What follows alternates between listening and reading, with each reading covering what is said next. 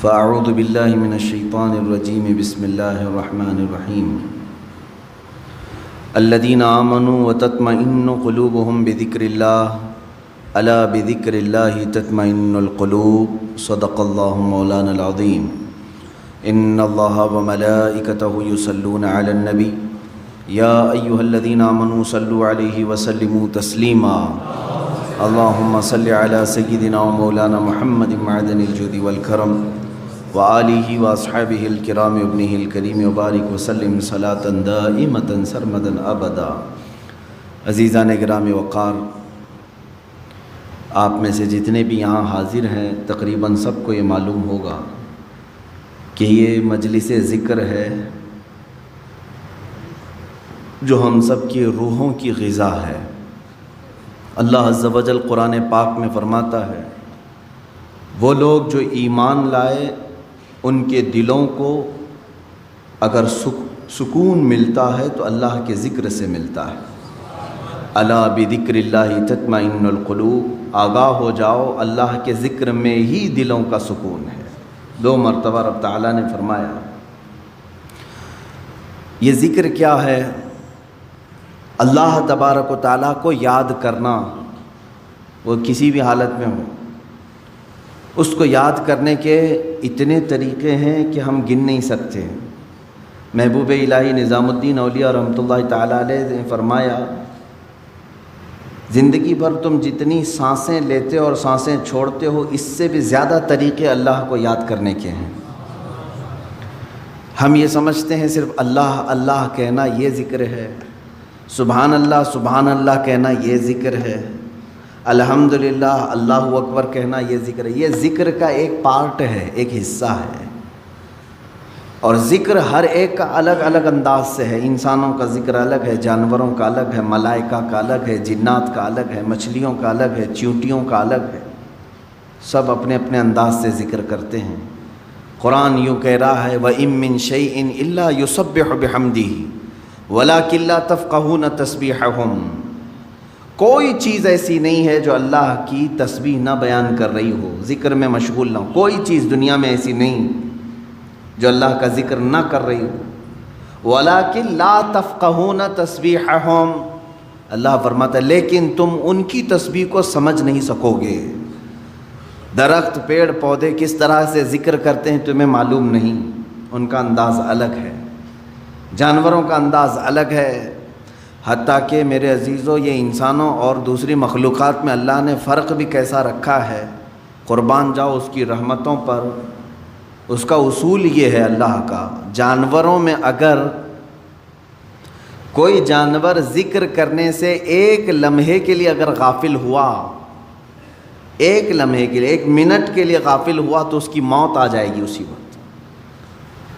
کوئی پرندہ اگر تھوڑی دیر کے لیے ذکر کو موقوف کر دیا اللہ کی بارگاہ میں تو فرمایا جاتا ہے کہ اس کا یا تو شکار ہو جائے گا یا مر جائے گا۔ درخت اگر ذکر الہی سے تھوڑی دیر کے لیے غافل ہو جائے تو درخت وہ سوکھ جائے گا یا جل جائے گا یا ختم ہو جائے گا۔ لیکن انسان برسا برس بھی ذکر نہ کر کے اس زمین پر جی رہا ہے، یہ اس کی رحمت کاملہ ہے۔ اللہ رب العزت نے اپنے اشرف المخلوقات مخلوق کو، اس انسانی مخلوق کو اللہ نے بہت ساری چیزوں میں درگزر کر کے رکھا ہے، معاف کر کے رکھا ہے۔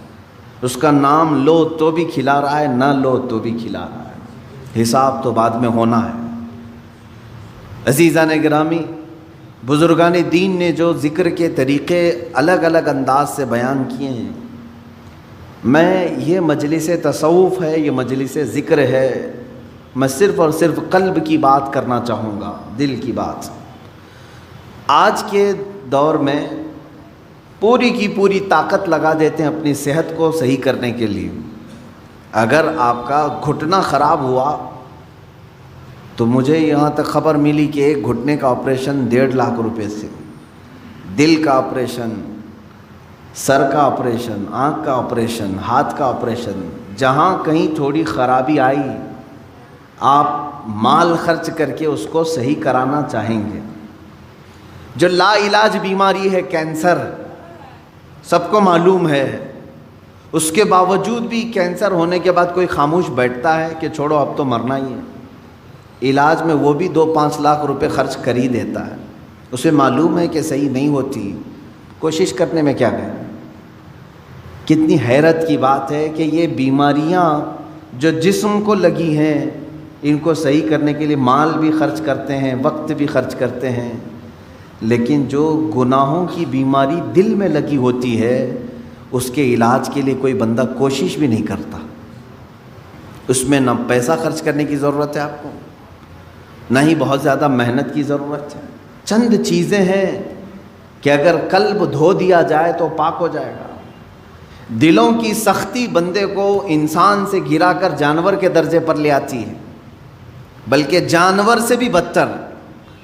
قرآن میں اللہ تعالیٰ نے فرمایا پہلے پارے میں، ثم قست قلوبہم من بعد ذلک فہی کالحجارۃ او اشد قسوا، لوگوں کے دل پتھر کی طرح سخت ہو گئے، نہیں بلکہ اس سے بھی زیادہ سخت ہو گئے، اللہ فرما رہا ہے۔ کچھ لوگ ایسے ہیں جن کے دل پتھروں سے زیادہ سخت ہوتے ہیں، پتھر میں کوئی چیز داخل بھی نہیں ہوتی، اندر سے کوئی چیز باہر بھی نہیں آتی۔ تو جس کا دل سخت ہو گیا ہے، ہدایت کی کوئی بات اس کے دل میں داخل بھی نہیں ہوتی اور کوئی بھی اچھی بات وہ قبول بھی نہیں کرتا، انہی لوگوں کے متعلق قرآن کہتا ہے صم بکم عمی فہم لا یرجعون۔ یہ کس کے لیے ہے؟ اندھے ہیں، گونگے ہیں، بہرے ہیں، وہ اب لوٹنے والے نہیں۔ قرآن میں اللہ تعالیٰ فرماتا ہے ختم اللہ علی قلوبہم وعلی سمعہم وعلی ابصارہم غشاوہ، اللہ نے ان کے دلوں پر مہر لگا دیا، ان کی آنکھوں پر، ان کے کانوں پر پردے پڑے ہوئے ہیں، ان کے لیے دردناک عذاب ہے۔ میرے عزیزو یاد رکھو، ایک مومن کے لیے سب سے پہلی چیز قلب کا تصفیہ، دل کا علاج کرانا۔ دل کا علاج سے مراد کسی کارڈیالوجی کے پاس جا کر کے نہیں، وہ تو خون کی نالیوں کو تو صحیح کر لے گا، لیکن دل کے اندر جو گناہوں کا میل ہے اس کو کوئی کارڈیالوجی صحیح نہیں کرتا، اس کو ڈاکٹرز نہیں صحیح کریں گے۔ اور یہ بیماری نہ تمہیں ایکس رے میں بھی نظر نہیں آئے گی، ہاں اس کی نشانیاں بزرگوں نے بیان کی ہیں، تم خود پرکھ سکتے ہو۔ اگر قرآن پڑھنے میں دل نہیں لگتا ہے تو سمجھ لو کہ دل کالا ہو رہا ہے۔ مسجد میں زیادہ دیر بیٹھنے میں دل نہیں لگتا ہے تو سمجھ لو کہ دل کالا ہو چکا ہے۔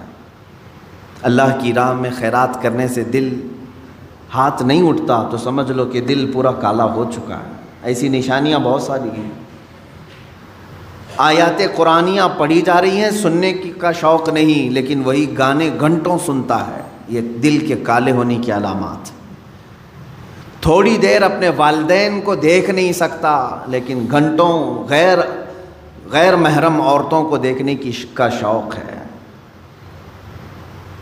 کلام پاک کو تھوڑی دیر کے لیے نظر بھر کر کے دیکھنا نہیں چاہتا، لیکن موبائل میں گھنٹوں بیٹھا رہتا ہے۔ یہ تمام چیزیں دل کے سیاہی کی علامات ہیں میرے عزیز۔ اگر علاج نہیں کیا تو یہ پتھر ہو جائے گا، یہ پتھر ہو جائے گا، اور پھر اس کا علاج بھی نہیں ہو پاتا۔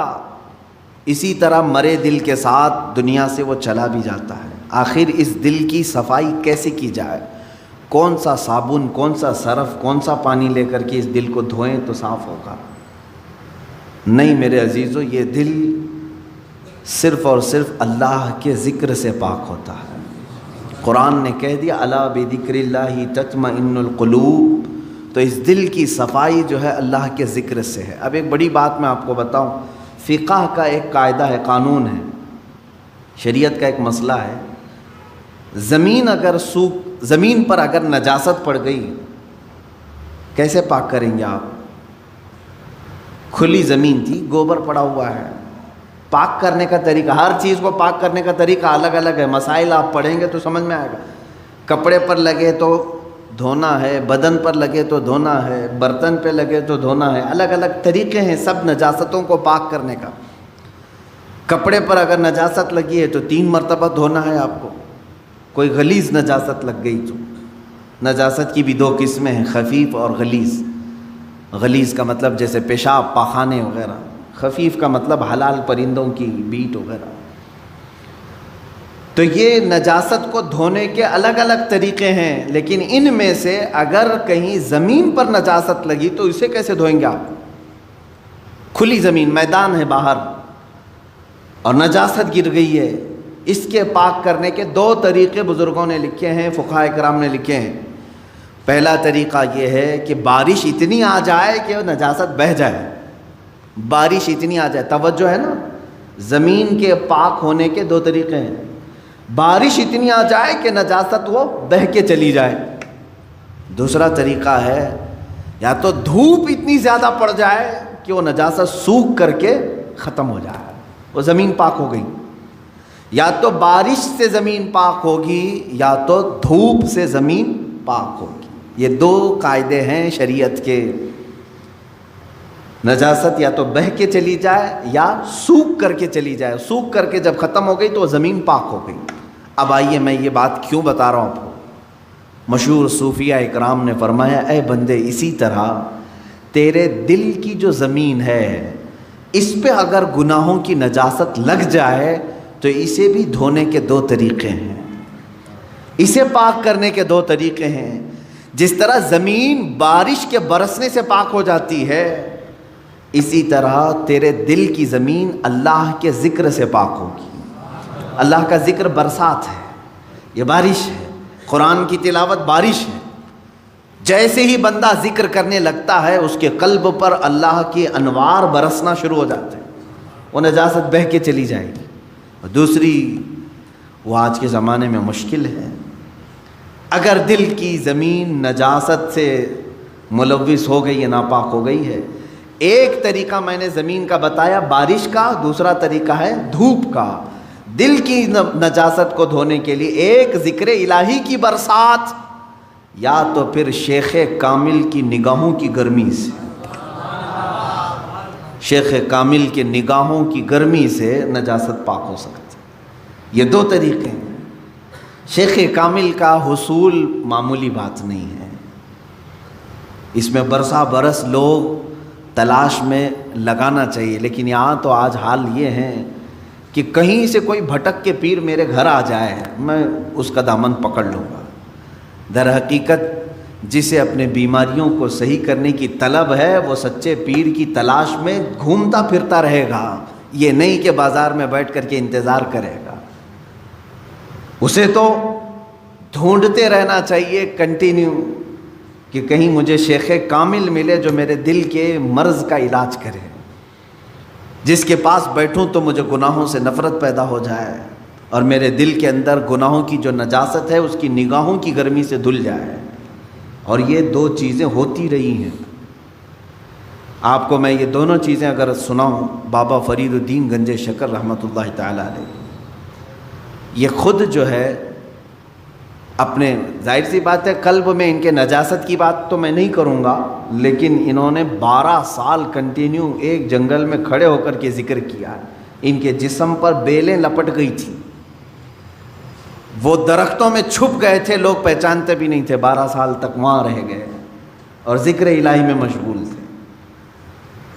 اور اس کے بعد ان کے مرید صادق محبوب الہی نظام الدین اولیاء رضی اللہ تعالی، جو حضرت خواجہ فرید الدین گنج شکر کے مرید بھی ہیں، خلیفہ بھی، محبوب الہی، ان کا حال یہ تھا کہ یہ اپنے شیخ کی نگاہوں سے، صرف بابا فرید نے صرف ان کے قلب پر نگاہ ڈالی اور ان کی دنیا بدل گئی تھی، اور پھر وہ اس راستے پر ایسے آئے کہ اپنے وقت کے قطب بن گئے۔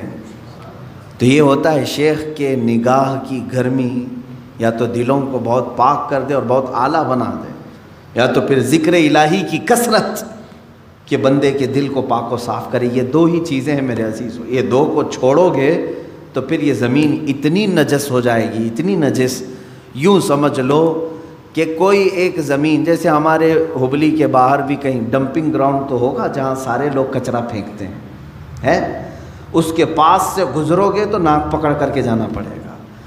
ایک وقت ہمارے دلوں کا بھی ایسا آتا ہے کہ اتنی نجاست اس میں آ جاتی ہے کہ فرشتے قریب آنے سے کراہت محسوس کرتے ہیں، نہیں آتے فرشتے۔ دلوں کی گندگی اور غلاظت اتنی بھی بڑھ سکتی ہے. کیوں؟ ہم نے کبھی دھویا ہی نہیں اس کو. گناہ پر گناہ، گناہ پر گناہ، گناہ پر گناہ ہوتے رہے لیکن دھویا کبھی نہیں. کیا ہوگا اس کا حال؟ آپ ان لوگوں کو دیکھتے ہوں گے جو سادھو وغیرہ جن کے جٹ ہوتے ہیں بال، کبھی نہیں نہاتے بیچارے. نہیں نہانے کی وجہ سے بال پورے جمع ہو جاتے. ہوتا ہے، ایک دوسرے سے بال چپک کر کے مل جاتے ہیں اور پھر اتنی غلاظت اس کے اندر ہوتی ہوئی. واللہ اعلم وہ کون سے طریقے پر چلتے ہیں، کون سا دین ہے مجھے نہیں معلوم. لیکن کنٹینیو اگر آدمی پانی بھی نہ لگائے بالوں کو تو یہ جم جاتے ہیں، ایک دوسرے سے مل جاتے ہیں اور پھر جٹ بن جاتے ہیں. کھول بھی نہیں سکو گے، زندگی بھر کاٹ کے ختم کرنا پڑے گا. سوچو اگر دل کو کبھی نہیں دھویا آپ نے تو اس دل کی بھی وہی کیفیت ہوتی ہے جیسے وہ بالوں کا جٹ ہے، اتنا غلیظ ہو جاتا ہے. اسی لیے قرآن پاک میں میرے آقا صلی اللہ علیہ وسلم کی صفت اللہ نے کیا بیان کی ہے جانتے؟ وہ رسول تمہارے درمیان آ رہا ہے. دیکھیں 3 جگہ پر آیت آئی ہے، یہ 3 جگہ پر، تینوں جگہ پر اللہ نے یہی بیان فرمایا. وہ رسول تمہارے درمیان آ رہا ہے، یعلمہم الکتاب والحکمت ویزکیہم، تمہیں کتاب اور حکمت کی تعلیم دے گا اور تمہارے دلوں کو خوب پاک کرے گا.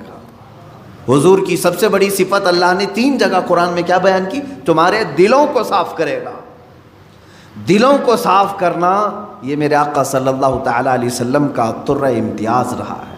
وہ ایسے طبیب حاذق تھے کہ جس کے متعلق شاعر نے سچ کہا، ایک عرب نے آدمی کا بول بالا کر دیا، خاک کے ذروں کو ہمدوش سریا کر دیا.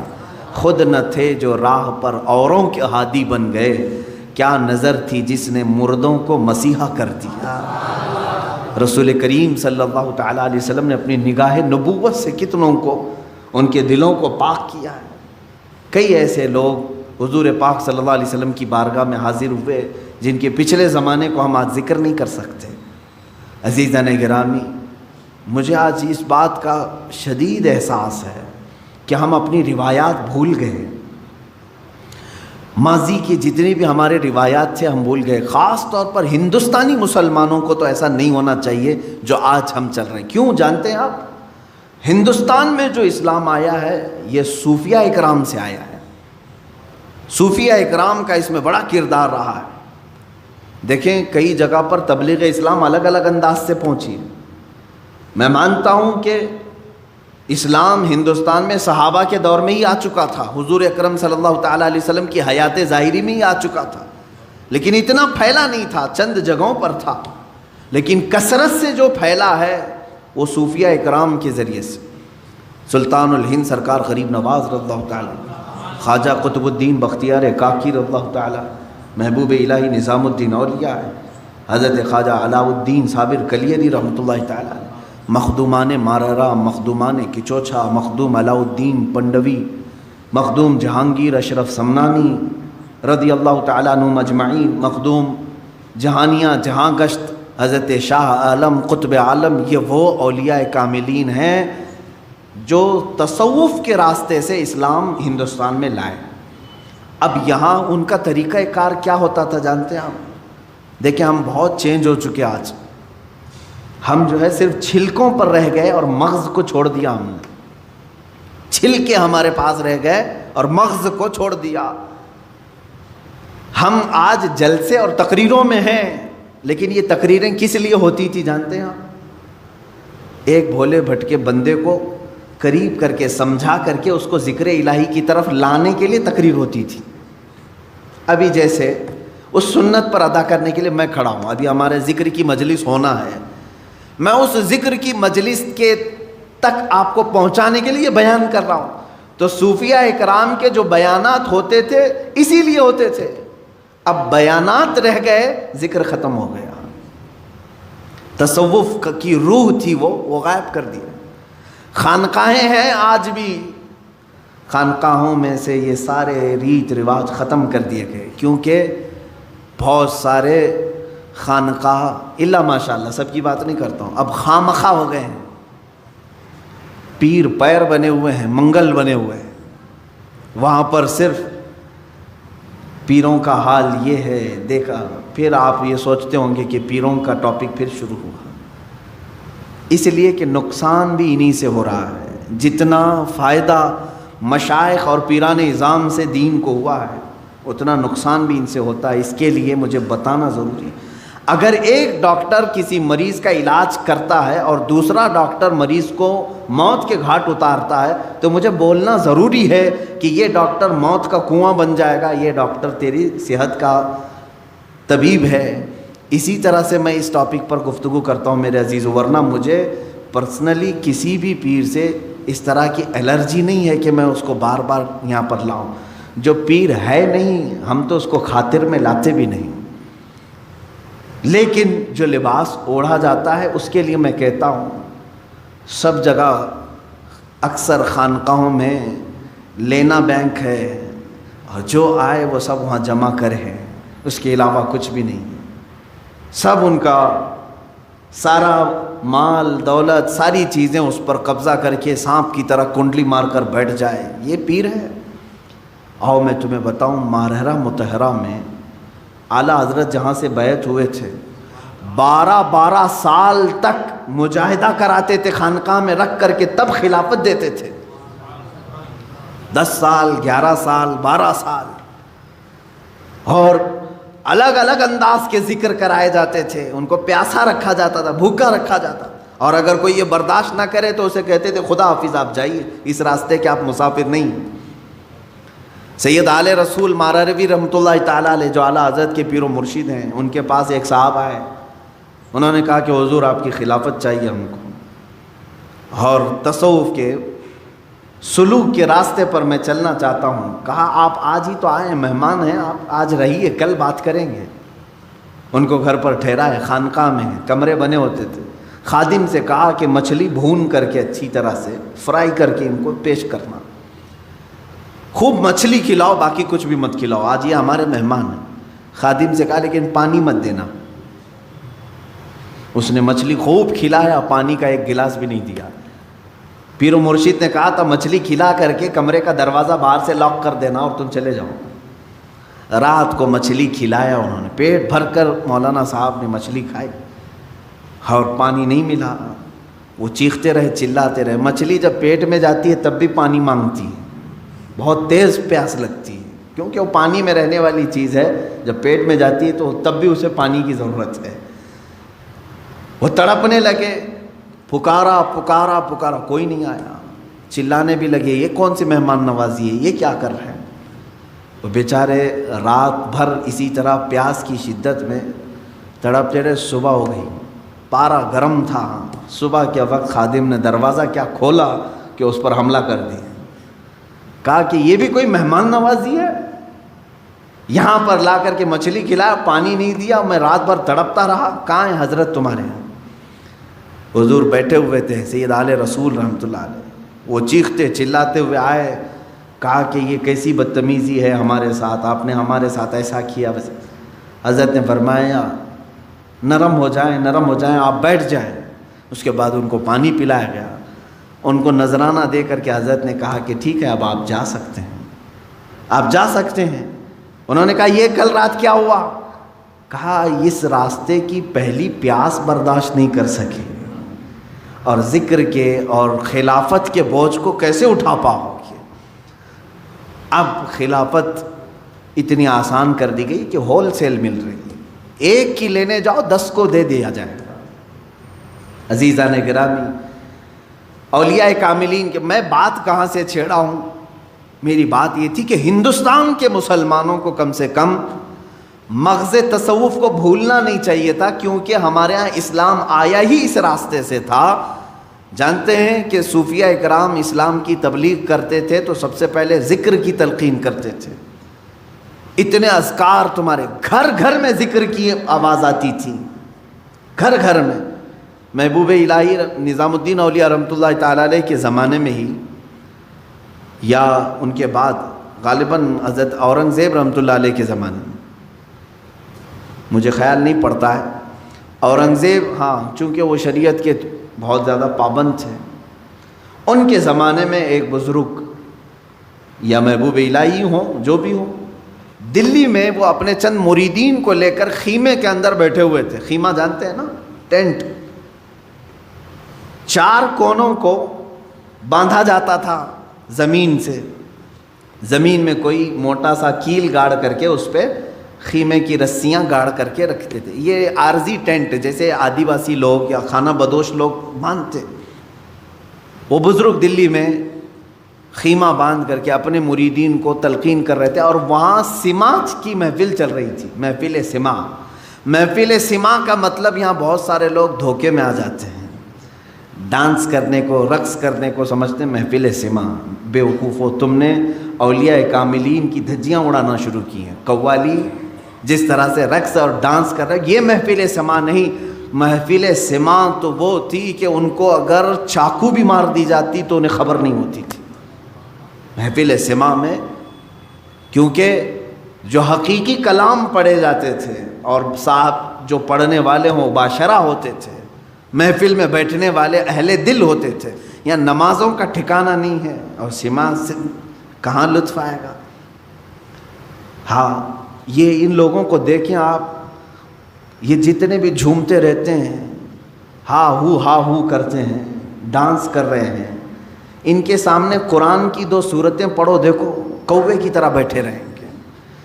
میاں اللہ کا کلام تیرے دل پہ اثر نہیں کیا, ایک آدمی ایک شاعر کی بات پر تو جھومنے لگ گیا. کیسی نا انصافی ہے, کیسی نا انصافی ہے. جو تیرا خالق بیان کر رہا ہے وہ کلام ربانی, کبھی سننے کا دل نہیں کرتا تجھے. قرآن مقدسہ سنتے ہونا یہ چاہیے کہ رونگٹے کھڑے ہو جائیں. ہاں, یہ اور بات ہے کہ ہمیں اشعار اردو کے سمجھ میں آتے ہیں تو ٹھیک ہے, ہم جھومتے ہیں, لیکن یہ اس کو جو سماع کہا جا رہا ہے وہ غلط ہے. سماع کیا تھا وہ میں آپ کو بتاؤں. اصلی سماع, دلی کے وہ بزرگ اپنے مریدین کے ساتھ بیٹھے ہوئے ہیں, سماع میں مشغول تھے. سماع ایک طرح کا ذکر الہی ہے, اللہ کی حمد بیان کی جاتی تھی اشعار میں. بادشاہ وقت کا ایک نگران تھا, وہ بڑے عالم دین تھے. انہوں نے کہا تھا کہ کوئی بھی اس طرح کے حرکتیں نہیں ہونی چاہیے, کہیں پر بھی طبلے بج رہے ہوں, باجے بج رہے ہوں, یہ سب ان کے ہاں الاؤڈ نہیں تھا. اس زمانے میں جو بادشاہ تھے وہ شریعت کے بہت پابند تھے. تو ان کے نگراں نے پولیس کو حکم دے دیا کہ دیکھو اس میں ایک فقیر بیٹھا ہے, 10-12 مریدین ہیں, یہاں سماع چل رہا ہے, اس کیا کریں. انہوں نے حکم دیا کہ 4 رسیاں کاٹ دو, خیمہ ان کے اوپر گر جائے. لکڑیوں کا خیمہ ہوتا تھا. پولیس گئی, ان کی 4 خیمے کے جو رسیاں تھیں سب کو کاٹ دیا. 4 رسیوں کو کاٹا, وہ خیمہ جو ہے اسی طرح سے ہوا میں معلق رہا, ان کے اوپر کسی کے اوپر بھی نہیں گرا, کسی پر نہیں گرا. تب اس نگراں نے بادشاہ کے جو نگراں تھے انہوں نے کہا چھوڑ دو اس جماعت کو, یہ حقیقی سماع میں مشغول ہے, یہ حقیقی ذکر میں مشغول ہے. ذکر الہی کی برکت یہ ہے میرے عزیزو کہ ایک مقام ایسا آتا ہے کہ اگر آپ صحرا میں کھڑے ہو کر, میدان میں کھڑے ہو کر ذکر کے اس مقام کو جب پہنچیں گے, تب کی بات کر رہا ہوں, اگر آپ نے ذکر کرنا شروع کیا اڑتے ہوئے پرندے رک جائیں گے ذکر کے موقع پر. ہاں, لیکن زبان میں وہ تاثیر آنی چاہیے. وہ کب آئے گی؟ جب دل پاک ہوگا. یوں سمجھ لیں کہ ایک حوض ہے اور ٹوٹیاں ہیں. حوض میں گندا پانی ہو تو ہر ٹوٹی میں سے گندا پانی نکلتا ہے. حوض میں پاک پانی ہو تو ہر ٹوٹی سے پاک پانی. یہ دل حوض ہے, اس کو پاک کرو گے تو ہاتھ سے بھی اچھے کام ہوں گے, آنکھ سے بھی اچھے, منہ سے, زبان سے بھی اچھے, پیروں سے بھی اچھے کام ہوں گے. یہ سب ٹوٹیاں ہیں. اور یہیں اگر ناپاکی بھری ہے تو زبان کھلے گی تو غلاظت, آنکھ اٹھے گی تو غلاظت, ہاتھ اٹھے تو غلاظت. یہ ساری بیماریوں کی جڑ یہ دل کے اندر موجود ہے. اس دل کی پاکی اشد ضروری ہے. 2 چیزیں میں نے بتایا. اس دل کی زمین کو نرم کرنا ہو, پاک کرنا ہو, ذکر الہی کی بارش ہونی چاہیے یا شیخ کامل کی نگاہوں کی گرمی ہونی چاہیے. بس یہ 2 چیزیں دل کو پاک کرتی ہیں. عزیزان گرامی, یہ دونوں چیزوں سے آج ہم عاری ہیں. نہ ہم ذکر کر رہے ہیں اور نہ کسی شیخ کی صحبت میں بیٹھ رہے ہیں. ہم کسی شیخ کی صحبت میں بیٹھنے کا بھی وقت نہیں نکال پاتے ہیں. اللہ والوں کی صحبت میں بیٹھنا دلوں کو نرم کرتا ہے۔ امام غزالی رحمۃ اللہ علیہ فرماتے ہیں تم 100 رکعت اگر نماز پڑھنے کے لیے کھڑے ہو جاؤ، اس سے بہتر ہے کہ کسی اہل دل کی بارگاہ میں 1 منٹ کا وقت گزارو، کیونکہ یہاں دلوں کی پاکی ہوتی ہے، وہاں شیطان غرور لاتا ہے، تکبر لاتا ہے تمہاری عبادتوں کا۔ خیر، ہم یہاں پر، میں آج جو آپ کے سامنے کھڑا ہوں، ایک آپ کے اندر چینجنگ یہ لانا چاہتا ہوں کہ کبھی اس کی بھی فکر کرو۔ اللہ تعالیٰ نے ہمیں جسم بھی دیا ہے اور روح بھی دیا ہے۔ جسم کو بھوک لگتی ہے تو دن میں 3 بار کھاتے ہیں، صبح ناشتہ کر رہے ہیں، دوپہر میں کھا رہے ہیں، رات میں کھا رہے ہیں، ان میں سے ایک کھانا چھوڑ دیں تو چکر آ کے گرنے لگ جاتے ہیں۔ یا کچھ لوگ برداشت کرتے ہوں گے، 2-3 ٹائم کا کھانا چھوڑ دو، پھر دوسرے دن دیکھو کیا حالت ہوتی ہے، آنکھیں باہر آنے لگتی ہیں، ہاتھ پیر جھومنے لگ جاتے ہیں، کھڑا ہونا مشکل ہو جاتا ہے۔ تمہیں معلوم ہے کہ جسم کو ایک دن میں بھوکا رکھوں تو یہ اتنی کمزوری آتی ہے، اس روح کو کئی سالوں سے بھوکا رکھے ہو، پھر اس روح کا مقام کہاں ہوگا آج؟ روح کی طاقت حاصل کرنے کے لیے جانتے ہیں ہم سے زیادہ محنت ہندوؤں کے پنڈت کرتے ہیں جو تپسیا کرتے ہیں۔ ان کو جا کے پوچھو یہ جو تپسیا کرتے ہیں کیا ہے؟ آتما کی شکتی کے لیے، وہ یہی جملہ کہیں گے، آتما کی شکتی حاصل کرنا ہے۔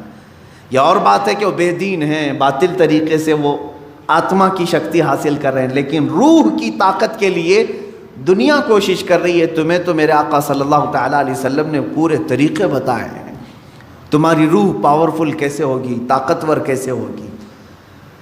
آپ نے کبھی محسوس کیا؟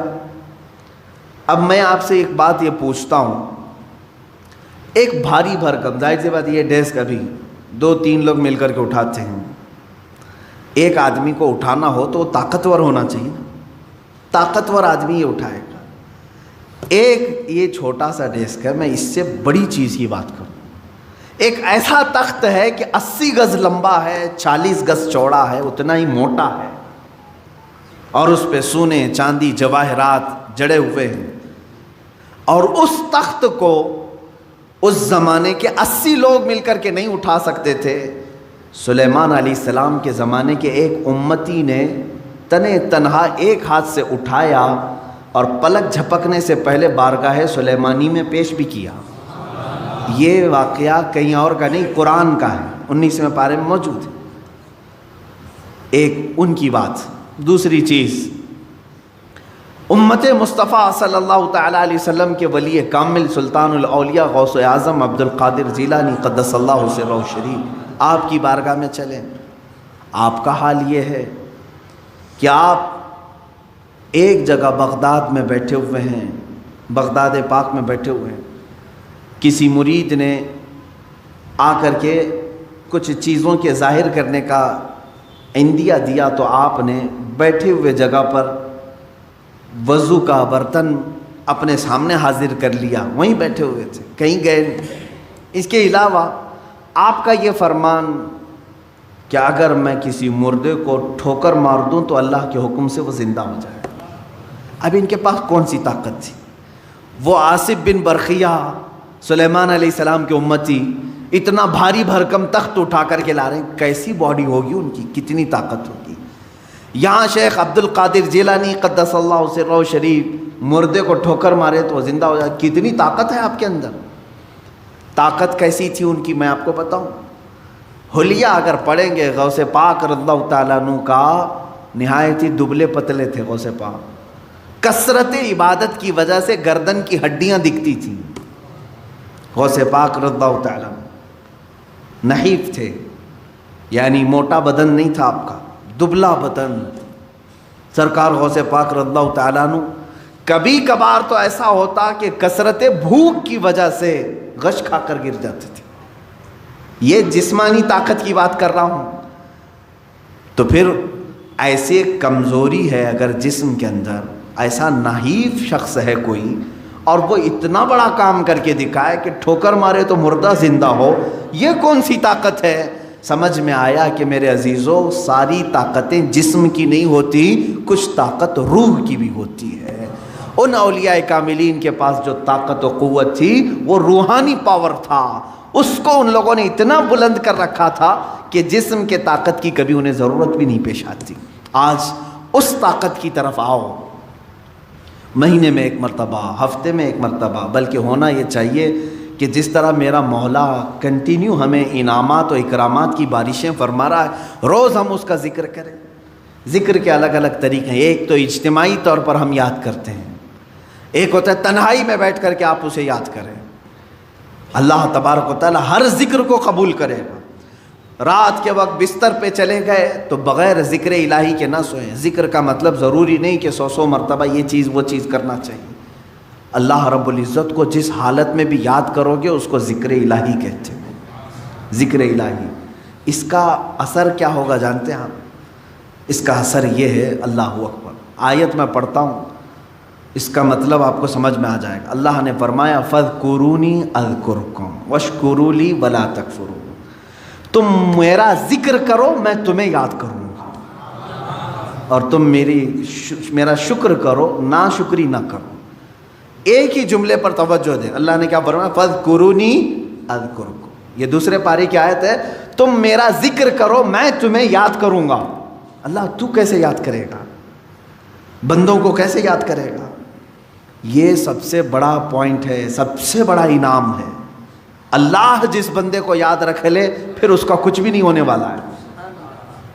اللہ جس بندے کو یاد کرے. کب وہ یاد رکھتا ہے، کب یاد کرتا ہے جانتے ہو؟ جب تم ذکر کرتے کرتے پوری عمر بتا گئے. جوان تھے تب بھی ذکر کرتے تھے، بڑھاپے میں بھی اللہ کا ذکر کرتے، اللہ اللہ اللہ کرتے رہے، لا الہ الا اللہ کرتے رہے، اسے یا حی یا قیوم بیٹھتے اٹھتے پکارتے رہے. ایک وقت ایسا آتا ہے کہ جب تم بستر پر چلے گئے اور تمہاری زبان بند ہو گئی، تمہاری زبان بند ہو گئی، اب تمہارے اندر بولنے کی طاقت نہیں. اب اس کے بعد تمہارے دل کو بولنے کا حکم دیتا ہے. یہی اللہ کی یاد ہے.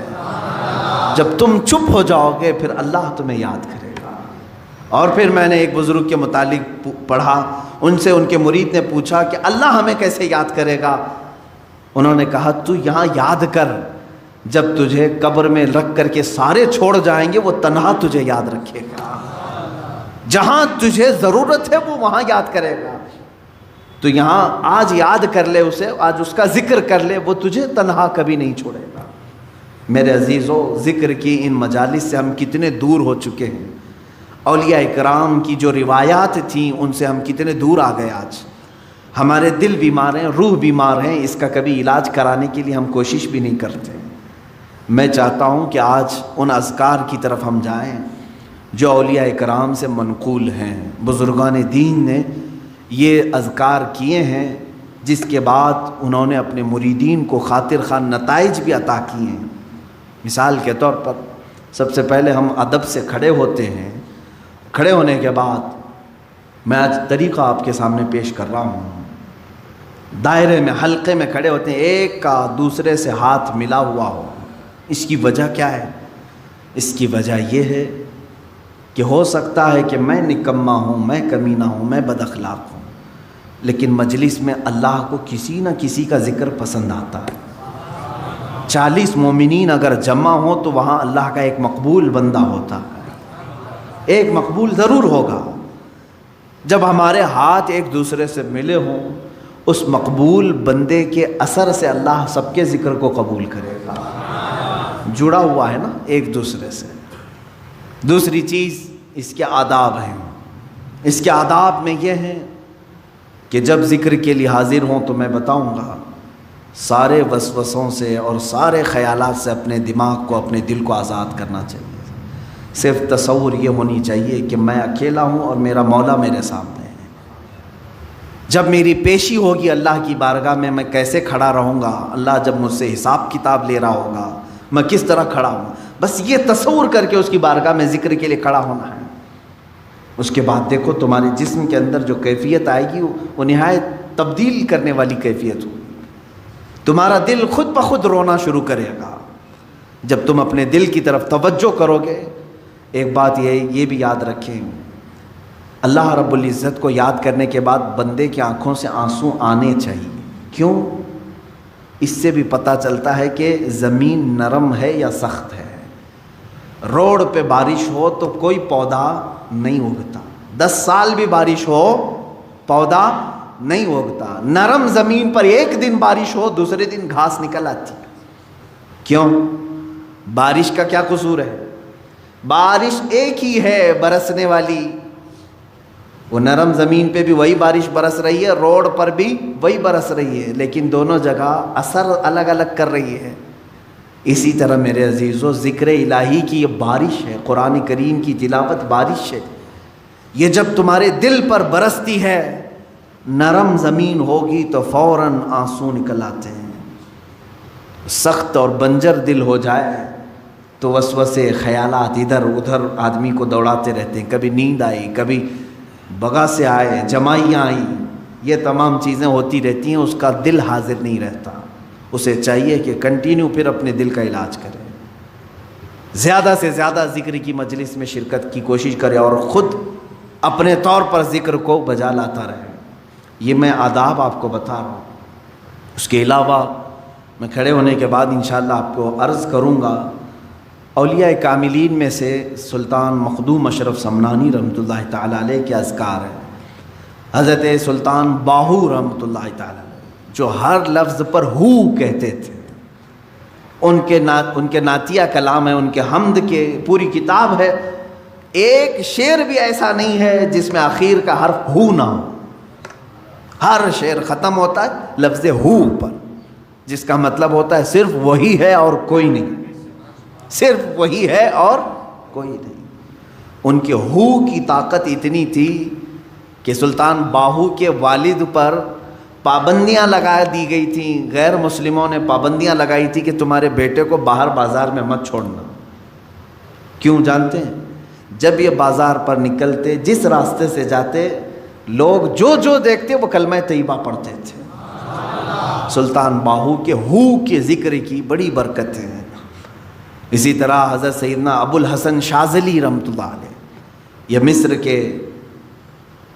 مصر کے وہ غوث ہیں، وہ وہاں کے یوں سمجھ لیں کہ بر اعظم افریقہ کے وہ غوث ہیں، حضرت سیدنا ابو الحسن شاذلی رحمۃ اللہ۔ حضرت شرف الدین بوصیری جن کا قصیدہ بردہ مشہور ہے، مولایا صلی وسلم، ان کے پیر و مرشد کی بات کر رہا ہوں۔ امام بوصیری کے پیر و مرشد ابو الحسن شاذلی رحمۃ اللہ تعالیٰ علیہ، یہ مصر میں آرام فرما ہے۔ ان کے اذکار ایسے ہیں، ان سے منقول ہے کہ جس نے یہ ذکر کیا یا حی یا قیوم، سب کے دل مر جائیں گے مگر اللہ اس کا دل زندہ رکھے گا انشاءاللہ العزیز۔ یہ بزرگان دین سے اور جو مجھے اجازت ہے میرے مشائخ سے، وہ میں ذکر کرانے کی کوشش کروں گا، اور آپ ہمتاً تمام جسم و روح کے ساتھ حاضر ہو کر کے ذکر کریں گے انشاءاللہ۔ اور میں امید کرتا ہوں کہ جگہ جگہ بیانات سے زیادہ، جلسوں سے زیادہ ذکر کی مجلسیں سجانے کی کوشش کریں۔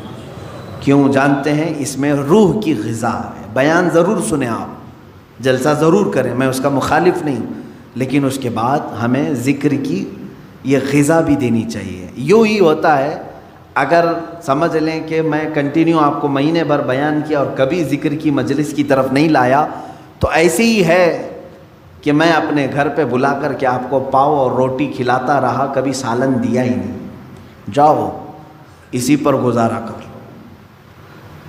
اسی طرح سے میرے عزیزو، ذکر کی مجلس یہ مغز ہے روح کی، اور مغز کو چھوڑ کر کے پھر ہمارے دل میں تقویت نہیں آئے گی۔ اللہ تبارک و تعالی ہم سب کے دلوں کو نرم فرمائے، ہمارے دلوں میں مولا اپنی خشیت اور اپنا خوف پیدا فرمائے، کہنے سننے سے زیادہ عمل کی توفیق نصیب فرمائے۔ مجھے امید ہے کہ میں جو بتایا ہوں اس پر